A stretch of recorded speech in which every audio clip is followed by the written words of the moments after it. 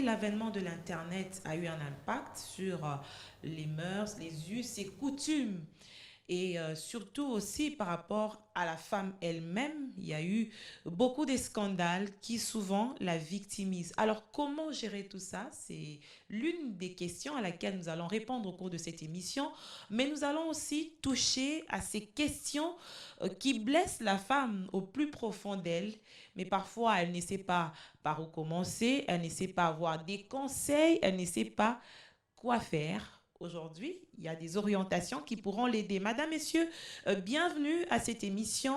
Bienvenue à vous qui avez l'habitude de nous suivre. Je reçois pour vous un homme qui va parler de la femme. C'est toujours exceptionnel quand nous avons des hommes sur ces plateaux, mais c'est aussi important d'avoir leur point de vue sur ce qui nous concerne.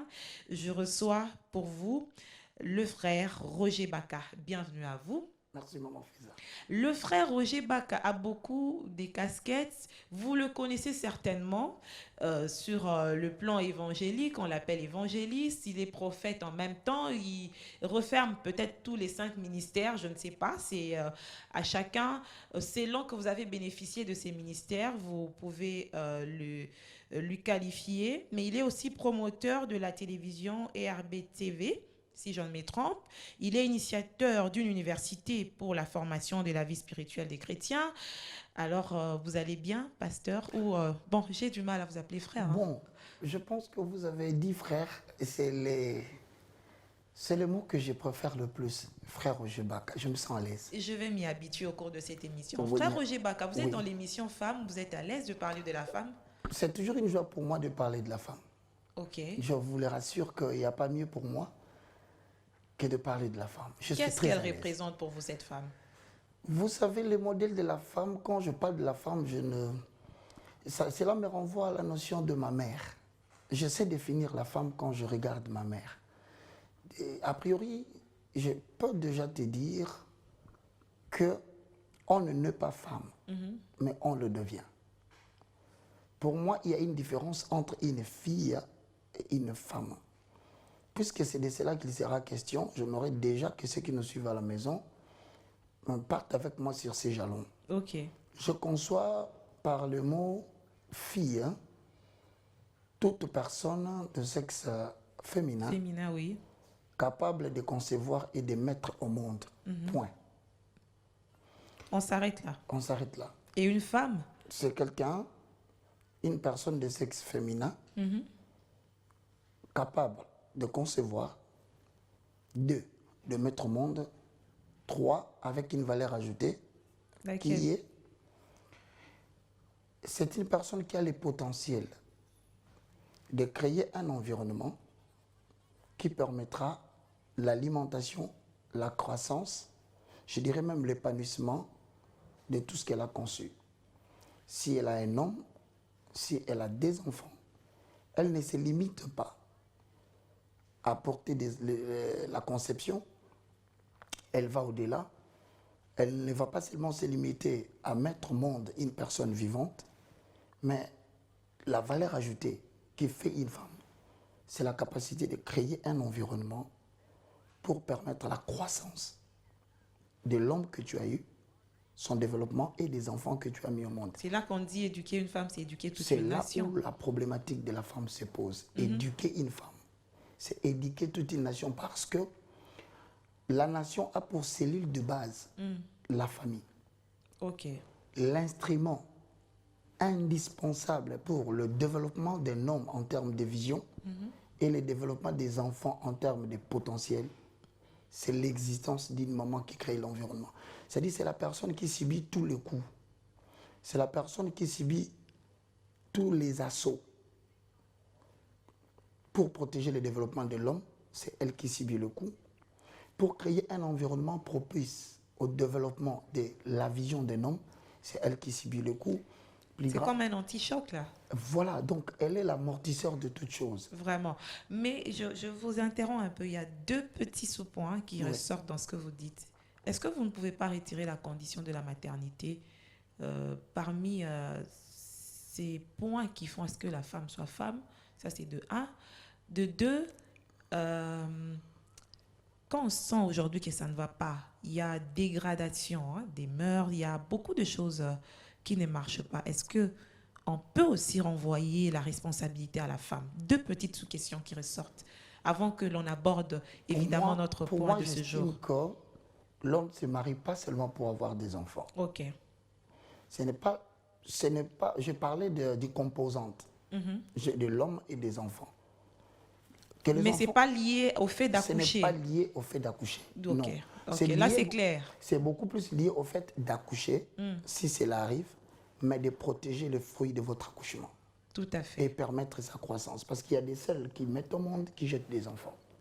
Ça aussi, hein. Il y a des seuls qui mettent au monde, mais qui sont prêts à abandonner ses enfants pour aller répondre à ses propres aspirations.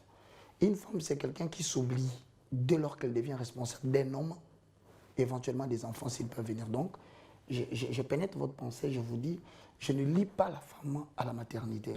Mais bien au contraire, je dis, s'il y a la maternité, elle doit savoir qu'elle a une lourde responsabilité de prendre cette maternité de l'enfance à l'adolescence jusqu'à la réussite de la personne qu'elle a mis au monde. Donc sur ce point, on est d'accord. Le deuxième point, vous avez encore évoqué des Le éléments. fait qu'il y ait aujourd'hui dégradation des mœurs, parce que c'est la famille qui est la cellule de la société. Vous l'avez si bien dit, Oui. Maman Feza. Éduquer une femme, c'est éduquer une nation. Je pense que cette phrase que vous avez dit d'entrée de jeu est d'ailleurs la réponse de ce que vous dites. La dégradation, la déflagration même de valeurs du pays est occasionnée aujourd'hui. Excusez-moi, je responsabilise la femme. La femme est l'auteur de sa propre Comment ça? dégradation. Je veux vous dire, le livre de Proverbes, j'aime bien être dans les standards des dieux. Le livre de Proverbes 14 dit, c'est un postulat, qui trouve une femme trouve le bonheur. Logiquement. Et on ajoute, on peut hériter de son père de biens, de maisons, de voitures, de richesses. Mais une femme vertueuse, c'est une grâce que l'on obtient de la part de l'Éternel. Vous savez, lorsque je dis ça, je suis en train de penser à certains points très importants. Primo, la gestion des caractères de l'homme, c'est la femme. La gestion des conflits dans le foyer, la solution appartient à la femme. Ça dépend des degrés, hein. Il faut relativiser parce qu'il y a des moments où la femme a cette volonté d'arranger, mais l'homme est catégorique. Le vrai problème, c'est le délai préparatoire. C'est le délai préparatoire. Vous savez, je vous ai dit tout à l'heure qu'on ne naît pas femme, mais on Le devient. Certaines personnes s'estiment que par le simple fait qu'il a bénéficié de la nuptialité, qu'elle est devenue une femme. C'est faux. D'autres croient parce qu'ils sont passés à l'église et qu'on leur a fait porter une bague à la main, elle devient une femme. C'est faux. Et d'autres pensent même que le fait qu'ils sont passés à la maison communale, qu'elle est devenue une femme. C'est faux. On devient une femme quand et comment? C'est lorsque l'on comprend les enjeux De quoi? de faire une famille, de fonder une famille. Ok. Pour fonder une famille, il y a des choses qu'il faut apprendre, il y a des choses qu'il faut connaître. Malheureusement, c'est une valeur qui n'existe plus en République démocratique du Congo dans la société ancestrale. Avant que la femme ne soit envoyée dans le mariage, elle avait un délai préparatoire. On l'a retirée quelque part. Là, on lui donnait les rudiments. On lui donnait la formation sur la gestion du comportement de l'homme. Comment faut-il gérer l'homme? Les hommes, on leur disait à l'époque, ce sont des éternels enfants. On leur disait toujours, une femme ne raconte pas le problème de sa maison à n'importe qui. Une femme, c'est quelqu'un qui supporte. Une femme, c'est quelqu'un qui souffre. Il y a une rupture générationnelle de transmission des valeurs. Exactement. Voici la véritable cause et l'Église en est aussi responsable. Pourquoi? Parce que l'Église est championne en matière de célébration de mariage. L'Église du Christ au Congo, elle est dans la joie totale de célébrer le mariage. Mais combien sont ceux qui instruisent les femmes sur comment gérer le foyer, comment gérer le conflit, Comment gérer les comportements d'un homme? Que faire pour permettre aux enfants d'évoluer dans la famille? On sous-entend que quand vous êtes chrétien, vous avez les fruits de l'esprit, donc tout va aller normalement. Vous savez, je vais vous dire quelque chose qui peut vous bouleverser. Le Saint-Esprit a été introduit dans le temps pour nous aider à atteindre la mission de l'Église. Lorsque vous le confrontez à un problème d'éducation, ça devient très compliqué. C'est là que l'Église, comme vous l'avez dit, joue un mauvais rôle. Parce que le Saint-Esprit n'éduque pas. Le Saint-Esprit vous communique les capacités que nous appelons les dons. Et ces dons-là doivent être bien compris pour être mis au service de l'Église afin de préparer la communauté générale à la rencontre de l'époux et pourquoi pas le mettre aussi au service de la communauté. Mais seulement que je vais vous dire une vérité que moi je trouve que c'est personnel, hein. Ça n'engage que moi. Un homme peut vous aimer pour votre beauté. Mais pour avoir un foyer, c'est le caractère. Moi si bizalili. Voilà. Je pense que les femmes, aujourd'hui, en termes de beauté, c'est une question qu'il ne faut même pas parler parce que les femmes congolaises savent se prendre en charge en termes de beauté. Aujourd'hui, il est difficile de trouver une femme, quel que soit ces conditions le lieu ou les sociales, conditions de moyens, le pouvoir d'achat dont elles savent comment faire pour être présentable devant les gens. Mais ce qui détruit la femme, c'est le caractère. Le caractère détruit la femme, mais aujourd'hui, la femme aussi est détruite par beaucoup de choses. On ne sait pas si c'est la haine, on ne sait pas ce qui se passe. Il n'y a plus d'intimité liée à la femme. Tout le temps, on est buté à ces problèmes de sextape et c'est la femme qui est souvent victimisée, vilipendée, alors que c'est elle la victime en fait. Bon, elle peut être... Qu'est-ce qui se passe? Elle peut être la victime, oui. Mais ce que vous dites est lié à un concept que les gens ignorent, c'est la mondialisation. Oui. La globalisation. La transnationalisation. L'importation des civilisations. Aujourd'hui, il faut le reconnaître que l'Internet a beaucoup contribué pour le développement des nations. Mais n'oubliez pas que l'Internet a contribué pour la destruction de valeurs ancestrales et sociétales. Je le dis dans quel angle? Nous n'avons pas compris que avec l'Internet, soit vous êtes absorbé, ou soit vous vous protégez. C'est comme ça que vous verrez des nations, des puissances régionales, comme la Chine, de puissances régionales comme la Russie, n'ont pas été influencés par ces histoires. Parce ils ont créé leur propre système. Exact. Ils se sont protégés de l'infiltration occidentale. Ok. Ce qu'on n'a pas fait dans ces pays. Nous avons tout gobé. On aura du mal à le faire d'ailleurs. Et d'ailleurs, avec la lutte... Pour en arriver, il faut avoir des infrastructures adéquates. L'Internet nous a transporté des antivaleurs. Que le blanc trouve que, d'ailleurs, en matière d'éducation, l'Europe n'a rien à apprendre à l'Afrique. Vraiment, l'Europe, c'est la poubelle de l'éducation. C'est en Afrique, au contraire, que nous avons encore quelques valeurs. La femme ne peut pas dire qu'elle est victime. Elle est quoi alors? Elle est aussi l'auteur. Je vais vous dire pourquoi la femme s'est détruite elle-même. Prenons le cas de le sextape. Je veux parler de ça. Oui, il faut qu'on en parle parce que c'est devenu très fréquent. On a tout le temps des images dans les téléphones, des femmes qui sont exposées. À 90%, le sextape que vous avez à la télévision sont l'objet de... Sur les téléphones, pas à la télé. Sur Internet, oui. Sur les réseaux sociaux, sur les téléphones. Généralement, moi, à 90%, ce sont des éléments de vengeance. Okay. Ce sont des gens qui se vengent. Mais qui utilisent les réseaux sociaux comme un moyen de règlement des conflits. Des comptes, oui. Je trouve que c'est dangereux. Nous sommes partis de palabres sous l'arbre. Nous avions l'habitude, quand il y a un problème, la femme se met avec ses parents, l'homme se met avec ses parents, le conflit est réglé en famille. Mais on avait quel profil de femme à l'époque? C'était une femme qui ne ressemble pas à celle d'aujourd'hui. Je parle de l'aspect intérieur. Vous savez, moi, mon problème, j'ai dit, c'est ces mamans qui nous ont mis au monde. Hein. Vous allez remarquer que ce sont des femmes qui n'ont pas fait de grandes études. Les mamans qui ont fait de moi et toi, les personnes qu'on regarde à la télé là, moi personnellement, je suis fier de parler de ma maman et je peux te rassurer que je ne dépasse pas 2 semaines, une semaine. Ça fait 5 ans, 6 ans qu'elle est décédée, mais je n'ai jamais passé 2 semaines sans penser à elle. Et vous savez, elle n'est même pas diplômée, elle n'est même pas D4, c'était une vendeuse de maïs. Elle ne savait pas écrire, elle a appris avec le temps.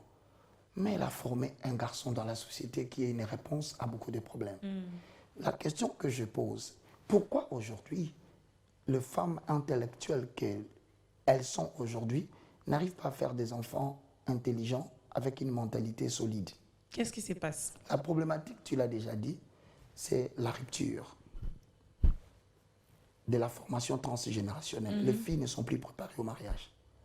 Elles y entrent par hasard et elles finissent par en sortir par hasard. Okay. Je rentre dans le problème de sextape. Il est évident que 2 personnes qui se retrouvent à peine aient des contradictions. Le problème est social. Vous ne pouvez pas concevoir un mariage sans concevoir le frottement des caractères. Généralement, si ce ne sont pas vraiment des cas dans les mariages, ce sont des cas exceptionnels d'une femme mariée. Ce sont des jeunes filles ou des jeunes dames qui ne sont pas engagées peut-être officiellement. Non. Aujourd'hui, je vais vous le dire la vérité.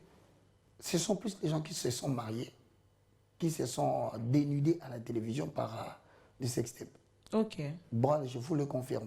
Surtout en matière de règlement des conflits. Je le répète. Les gens aujourd'hui ont changé le terrain des dialogues. Ok. Ils dialoguent sur les réseaux sociaux. Ils se répondent sur les réseaux sociaux. Dans la mesure où il ne sait pas atteindre la personne qu'il vise, il les répond sur son profil. Sur les statuts. Sur le statut. Vous n'avez qu'à lire le statut, vous comprenez l'état d'âme d'une femme. Vous n'avez qu'à regarder ses publications, vous comprenez de quoi elle souffre. Donc on a quitté du terrain familial pour le règlement de conflits. On s'est retrouvé en train de jouer le blanc. Il faut y ajouter aussi... Mais est-ce que ce blanc-là joue au même jeu que nous? Apparemment, c'est nous qui avons mal utilisé. Hein. Oui, il y a aussi les problèmes d'une mauvaise utilisation de la chose.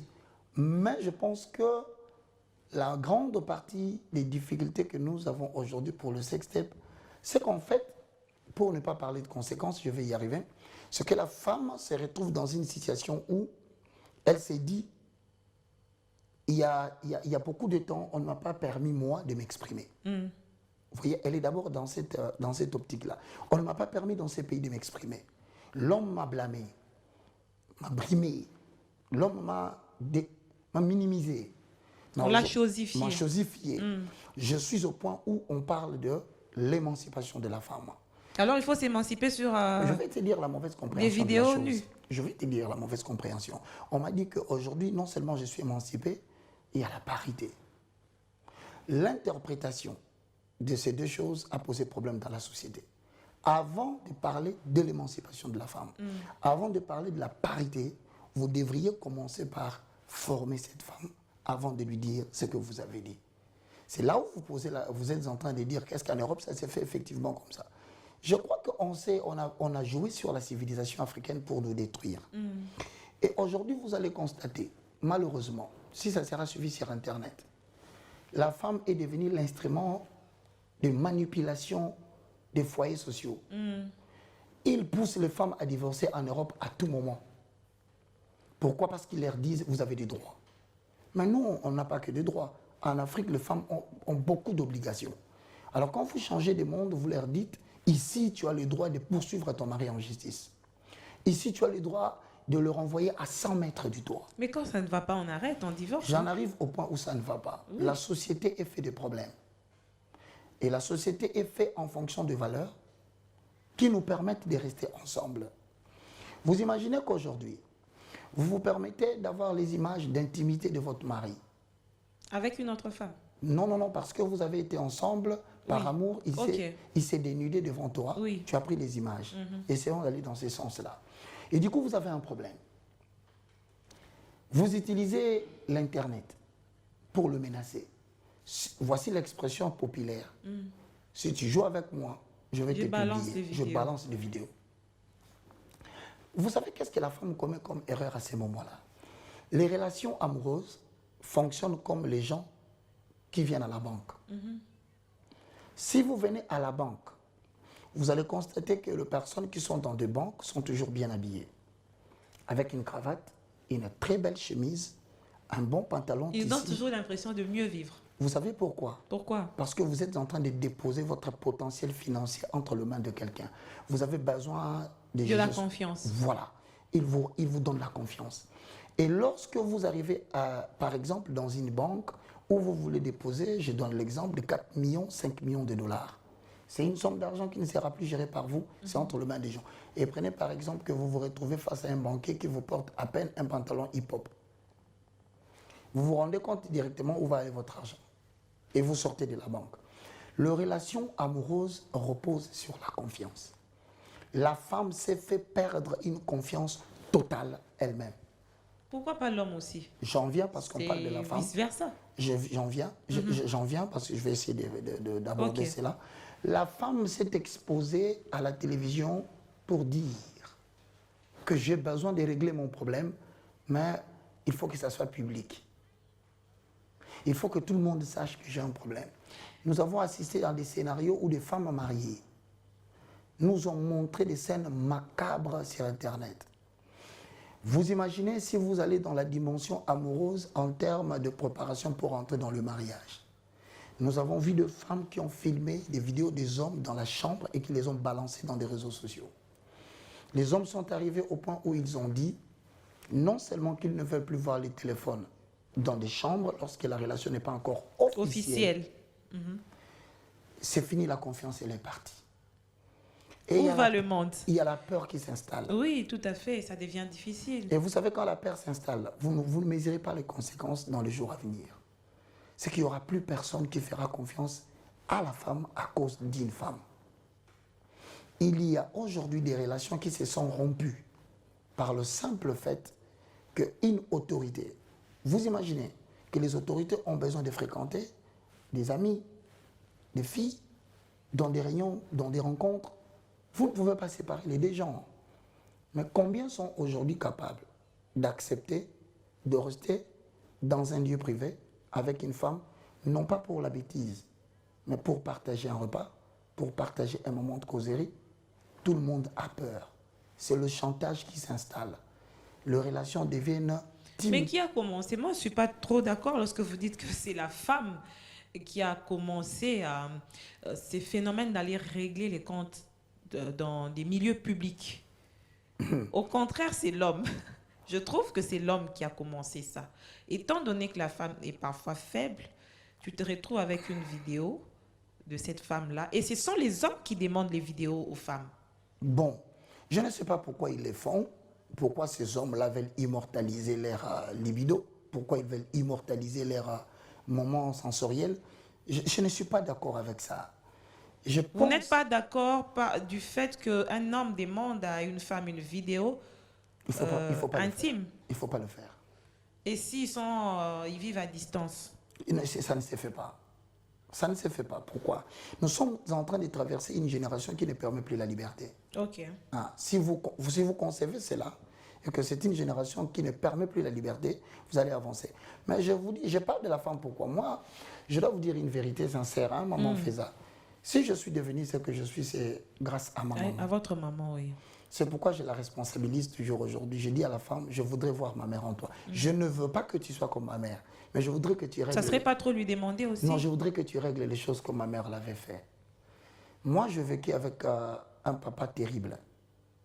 Je vécu avec un papa qui ne m'a pas donné goût d'être père. Il était polygame? Bien sûr. Et... Mais à l'époque, ça ne posait pas beaucoup de problèmes. Non, rassurez-vous, ça posait des problèmes. c'était les femmes. Nos mes mères avaient la mamans, qui capacité de savaient gérer les supporter choses. des résiliences Voilà. inexplicables. Et je te dis, ma maman, elle m'a beaucoup marqué. Cette femme a fait des choses extraordinaires. Vous imaginez quelque chose qui me choque. Un bon matin, mon père se lève, il me prend moi, fils aîné, avec tous les 5 qui sont derrière moi. Il nous arrache de notre maman pour nous amener chez une marâtre. Maman Fisa, je ne sais pas si vous mesurez l'ampleur de la chose. Ma mère a fait 9 mois pour me porter, multiplié par 5, 35 mois où elle a eu des charges dans son ventre. Elle avait une seule chose dont elle voulait. Elle disait à mon père, va partout où tu vas, Mes enfants. mais laisse-moi avec mes enfants. Ce n'était que ce qu'elle demandait. Mais je condamne mon père et je condamne tous les hommes qui arrachent les enfants à leur mère. Peu importe le comportement ou les erreurs qu'aurait commis cette femme. Les enfants grandissent bien. Avec les mamans. Je vous le dis. Ça, c'est important. Il faut que tout le monde les note. Peu importe ce qu'une maman peut te faire, s'il y a un homme qui me suit. Ça dépend aussi de ces mamans-là. Il y a des mamans qui sont peut-être C'est justement de manière psychologique c'est pas justement très... cette génération. Malheureusement, c'est justement cette génération de femmes d'aujourd'hui. Quand nous sommes partis, en devenant adulte, maman Feza, je me suis posé la question. Comment est-ce que ma mère a fait pour supporter notre absence? Mais après, vous êtes revenu. Ben oui, parce qu'on ne pouvait pas rester éternellement loin de notre maman. Et vous imaginez que... Mais parfois, les papas faisaient ça juste pour que les enfants de la maman d'un autre toit s'habituent aux autres enfants. Non. Et qu'ils aient la même éducation. Rassurez-vous, quand vous voyez un homme refuser de libérer les enfants, Ça devient un moyen de pression. il veut soumettre la femme. Mais ce n'est pas une bonne méthode. Quand vous voyez un homme vouloir prendre des enfants, c'est parce qu'il veut faire souffrir une femme d'une décision qu'elle a prise. Un homme peut se décider de quitter une femme. Le foyer subsiste. Mais le jour où une femme te dit « je te quitte », rassurez-vous, vous allez vous retrouver en justice. Pourquoi? Parce que la décision de la femme protège la famille et c'est la décision de la femme qui divise la famille. Et donc moi, je pense que, si je dois revenir sur ce que je disais, lorsque vous brandissez les images de sexter par la télévision, vous ne vous posez pas la question, ça va prendre combien de temps sur YouTube? 20 ans. Parce que YouTube conserve bien les images. Oui, ça peut rester hein, déjà. Ça peut À moins rester qu'on ait un longtemps. problème technique un jour et qu'on Alors, vous avez un nous enfant dise qu'on ne pourra plus être en mesure d'archiver de telle année à telle Et année. vous avez un enfant qui a 7 ans. Après 20 ans, il aura 27 ans. Il va voir les images que son père a balancées de sa maman. La nudité de sa maman. Cet enfant va voir l'image de la maman qui a balancé la nudité de son papa. Je vais extrapoler. Un homme qui se permet d'avoir des relations extra-conjugales, qui sort avec une fille, qui par la suite diffuse sa nudité sur les réseaux sociaux. Ça lui apprendra à rester fidèle. Ce monsieur a une fille de 11 ans, 12 ans, qui fréquente une école, un collège. C'est en pleine école qu'une copine ramène l'image. C'est ce qui se passe d'ailleurs. C'est ce qui s'est fait l'image maintenant. de ton père. Voilà ton père nu. Vous ne réalisez pas quel meurtre vous avez occasionné dans la psychologie de votre fille ou de votre fils. Dites-vous que vous êtes un criminel. Dites-vous que même le ciel vous condamnera pour ça. Mais comment faire? Comment faire? Nous sommes en train de développer des concepts avec certaines femmes au chez Hava, je la salue, Nicole Boulanger, qui est en France. Nous allons valoriser les valeurs ancestrales parce que ce sont les femmes qui peuvent le faire pour les femmes. Je peux bien parler de la femme, je peux bien dire tout ce que je dis, mais je ne ferai pas le travail que doit faire la femme pour la femme. Nous devons arriver à pousser le gouvernement à voter des lois pour protéger le fait, le deuil et le mariage coutumier. Nous insistons sur ça. Aujourd'hui, il y a la banalisation du mariage par le simple fait qu'on voudrait qu'on te voie avec une bague. C'est une maladie qui frappe les femmes. Mais l'État ne va pas tout faire.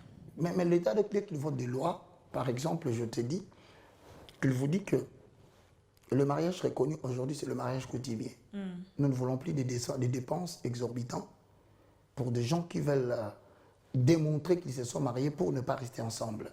Que des gens qui se marient, 2, 3, 4 mois, vous apprenez qu'ils ont divorcé. Mettons plus l'accent sur le valeur pour leur dire, vous êtes réunis ici devant le parent.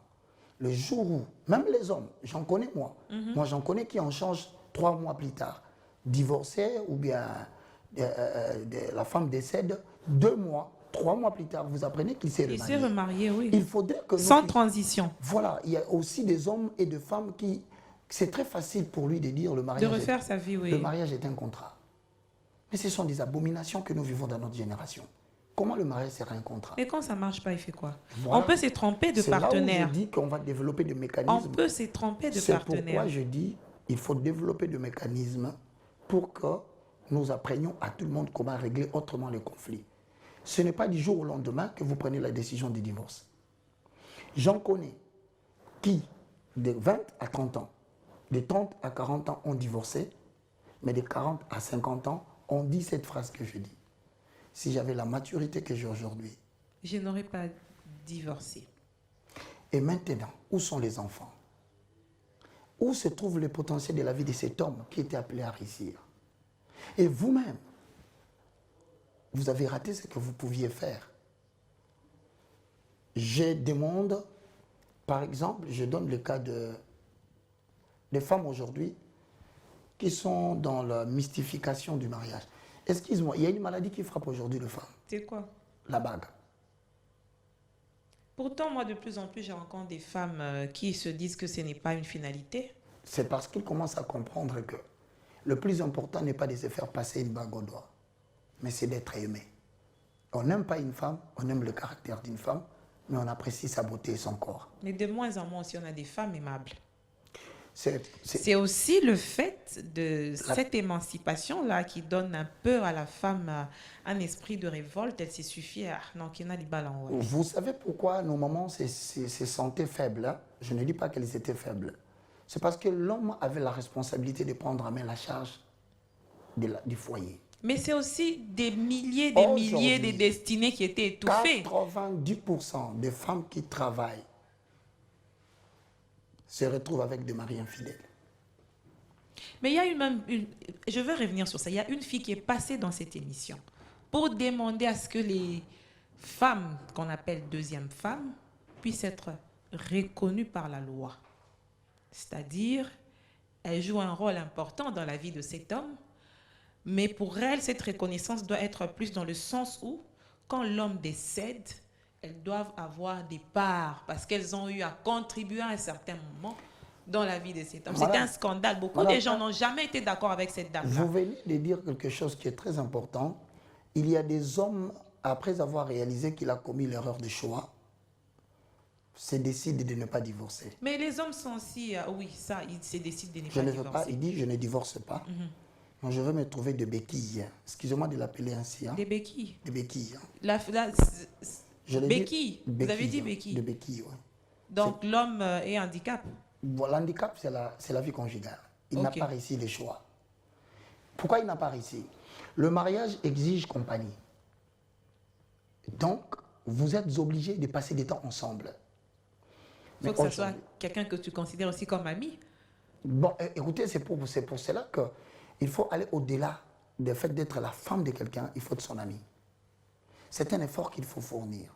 Et pour être ami de quelqu'un, il faut s'affectionner à ce qu'il aime. Je te donne un exemple. Par exemple, vous avez un homme qui est pasteur. Comme vous. Parlant de moi. Je passe 90% de mon temps. À l'église. Pas à l'église. Dans les choses de Dieu. Dans la prière, la lecture de la parole de Dieu, la transmission de la parole. Voilà ma vision. Je vous donne le cas. Mais si vous avez une femme qui n'est pas intéressée dans ce que vous êtes, dans ce que vous faites, il est évident que 80% de votre temps, vous le passerez sans la personne.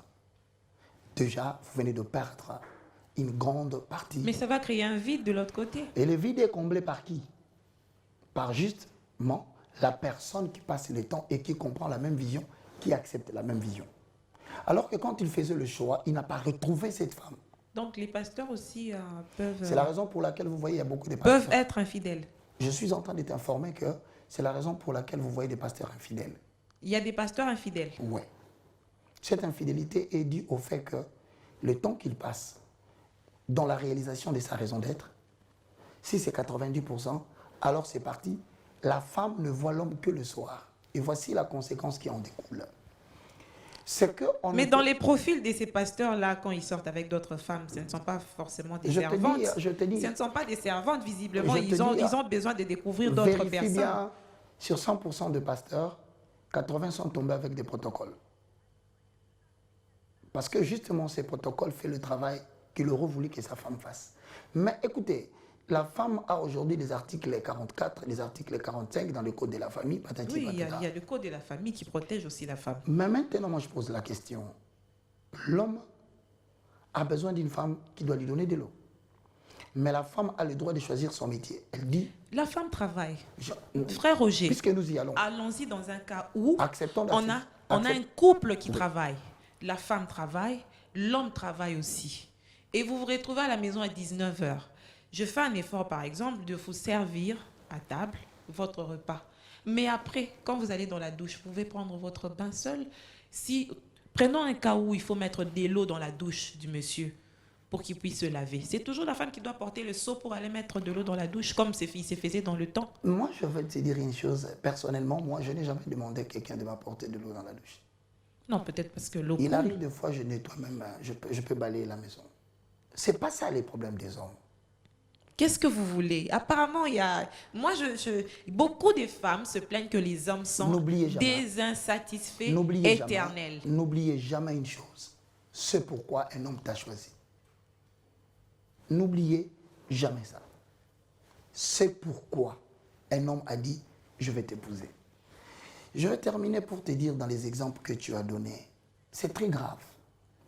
Quand vous n'êtes plus ensemble de 7h30 à 17h ou 16h, Prenons avec les embouteillages 19 heures. vous y ajoutez des embouteillages pour une femme qui n'a pas de véhicule. Elle est totalement Fatigué. La semaine a 7 jours. Et le travail, c'est pendant 6 jours. 6 jours. Vous imaginez dans quelle vie vous êtes entré? Essayez de faire des projections. Si nous avons 365 jours et que la femme fera 6 jours où vous ne serez que des amoureux nocturnes. Je répète, la femme vivra avec un homme dont ils ne seront plus amoureux que sur le plan nocturne. Autrement dit, vous avez des personnes vivantes, mais qui sont des mariés nocturnes. C'est-à-dire, l'homme ne peut satisfaire ses besoins, il doit les dociliser. Oui, il doit régler sa tête en Mais- fonction du temps où il Maintenant, retrouve sa femme. Je te parle du Créateur, le manufacturier de l'homme. Il a dit dans 1 Corinthiens 7, parce que nous arrivons vers la fin.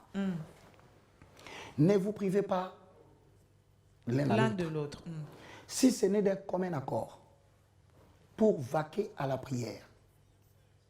Mais retournez vite, de pair, que vous ne soyez tentés en raison de votre incontinence. Deux réalités arrivent. Soit c'est la femme mariée qui s'est fait choper par son Ailleurs. patron. Je parle de son patron. Et la femme qui s'est fait choper par son patron, un homme qui passe son temps, généralement, vers une copine pour récupérer les sentiments de la journée. Je vais vous donner un exemple. Est-ce que vous pensez que vous pouvez gérer les sentiments? Pourquoi un homme t'a épousé? Regardez bien votre Et part. pourquoi? C'est pour gérer les sentiments. Mais non, je te dis la vérité. La Bible ne demande le mariage parmi les priorités, c'est pour éviter la débauche. C'est parmi les causes du mariage, c'est pour éviter la débauche. Mais vous demandez... Mais les contraintes sociales aussi aujourd'hui ne nous permettent C'est pas pourquoi justement je responsabilise l'homme. Travailler. pour faire quoi? Pour étouffer des destins des femmes. J'en viens. Travailler, les hommes. Travaillons, les hommes. Travaillons encore de manière à protéger nos femmes. Parce que si vous ne travaillez pas, la femme aura besoin de travailler, elle n'a pas étudié en vain. J'en connais des femmes qui sont capables d'abandonner leur diplôme à la maison. J'en connais des femmes qui sont des docteurs, qui sont capables de refuser de travailler pour la simple décision Mais que cet homme-là qui travaille, non, je ne suis pas d'accord avec vous, Je frère te dis, Roger. aujourd'hui, j'ai une femme, elle est avocate. Cette femme, je m'abstiens de citer son nom. C'est un modèle pour moi. Quand je viens chez elle, jusqu'à 10h30, tant qu'elle n'a pas fini de prendre soin de son mari, de ses enfants, de sa maison, cette femme ne sort pas. Ça me dépasse quelqu'un qui connaît assez bien le droit, mais qui refuse de sortir. Non, il faut faire la différence Voici entre le deuxième travail problème. et Je te le donne ménage. mon cas. Moi, je n'ai jamais mangé ailleurs. Depuis que ma mère m'a conçu, c'est ma mère qui prépare ma nourriture. Je ne connais la nourriture que de ma mère. Je n'ai pu manger la nourriture d'une autre personne que lorsque je me suis marié. C'est aller plus loin, excusez-moi d'édifier les gens qui sont à la maison. Je n'ai pas été servi par quelqu'un d'autre quand j'étais chez ma mère. Elle s'apprêtait pour me donner la nourriture quand j'arrivais à la maison. Je n'étais pas son chef. Elle n'était pas mon esclave. Ni son mari. Mais lorsque vous demandez à votre petite fille de 12 ans de recevoir votre mari responsable, respecté dans une entreprise, d'être servi par votre fille de 12 ans, regardez les dangers. Elle ne sait pas placer l'eau. Elle ne sait pas mettre le foufou dans des bonnes conditions. Mais c'est aussi une formation, non? Mais vous-même, vous n'êtes pas formé. Comment votre fille sera formée? Et les hommes aujourd'hui se disent la femme se détruit par elle-même. Lorsque vous vous comportez comme ça et vous vous vantez de travailler, alors c'est qui récupère vos maris? C'est qui? Mais ce sont toujours des femmes. Et vous savez qu'est-ce qu'ils disent aux hommes? Vraiment, ta femme, je ne comprends pas pourquoi elle peut perdre un homme comme toi. Pourquoi? Parce que vous n'avez pas l'habitude de reconnaître le bien des hommes que vous avez à la maison. Alors, si c'est comme ça, les femmes qui ont des destinées assez fortes vont rester à la maison pour servir les hommes. Madame, je vais vous dire, hein, sans crainte d'être contredit, sur 100% de femmes qui ont réussi au Congo, dans la politique et dans le journalisme, ce sont des femmes qui ont échoué dans le mariage. Ah bon? Je m'excuse de te le dire sincèrement. Et je ne voudrais pas que ça continue comme ça. Je veux respecter la femme. Peut-être parce qu'ils sont tombés sur des mauvais hommes qui n'ont pas accepté leur succès. Madame, mon père, ma mère me disait toujours Baka, Mobala Malam Wazalakate. C'est ce que ma mère me disait. Il n'y a jamais un bon homme. Faites les sondages sur B1. Faites les sondages sur la RTNC. Faites les sondages sur le ministrable femme. Faites les sondages sur le femme DG. Vous allez remarquer, il y a un petit garçon qui n'a pas sa valeur, qui n'a pas sa hauteur, qui se permet de jouer avec cette femme. Vous savez pourquoi? Pourquoi? Parce que cette femme ne sait pas donner la valeur à la maison. Finalement, je dis, hein, on ne réussit pas en tout. Si vous voulez réussir dans votre profession, faites attention à vos ambitions. Les ambitions peuvent vous détruire votre foyer. N'ayez pas des ambitions. Donc ça ne va jamais aller de pair? Il y a des femmes équilibrées. Voilà pourquoi nous arrivons dans la femme équilibrée et je conclue en vous disant, si vous avez un homme qui vous aime, si vous avez un travail qui vous rémunère, s'il vous plaît, protégez ça. Ne soyez pas cette femme qui, une fois obtenu le salaire, se dise l'homme le plus important, je peux me passer de lui, on ne se passe pas d'un homme. Peu importe qu'il soit caméraman, qu'il soit nettoyeur. La valeur d'une femme, c'est lorsqu'un homme est derrière. Et je considère que la femme peut être soutenue par l'homme dans tout ce qu'il fait. Mais dans cette émission, j'annonce... Donc vous réduisez la femme au mariage? La valeur d'une femme non. Un homme n'est pas synonyme de mariage. Je connais des gens qui vivent ensemble et qui ne se sont jamais mariés. Pasteur, vous êtes pasteur ou non? Vous savez, vous avez... Quand vous êtes ensemble, vous faites tout. C'est le concubinage, c'est l'impudicité. Je vais vous dire la vérité. L'idéal, c'est de se marier pour honorer les parents. Moi, je te donne mon cas. Honorer Dieu aussi. J'ai une petite sœur qui n'est pas mariée. On n'a rien donné. Mais ma petite sœur a rompu avec son premier homme. Il lui a laissé un enfant. Je lui ai dit, c'est un mauvais départ. Tu crois que tu vas te ressaisir? Eh bien, on va voir. Le deuxième homme est venu, ça n'a pas tenu. Aujourd'hui, le troisième homme, ils ont eu 3 enfants. Sans rien. Je répète, sans rien donner.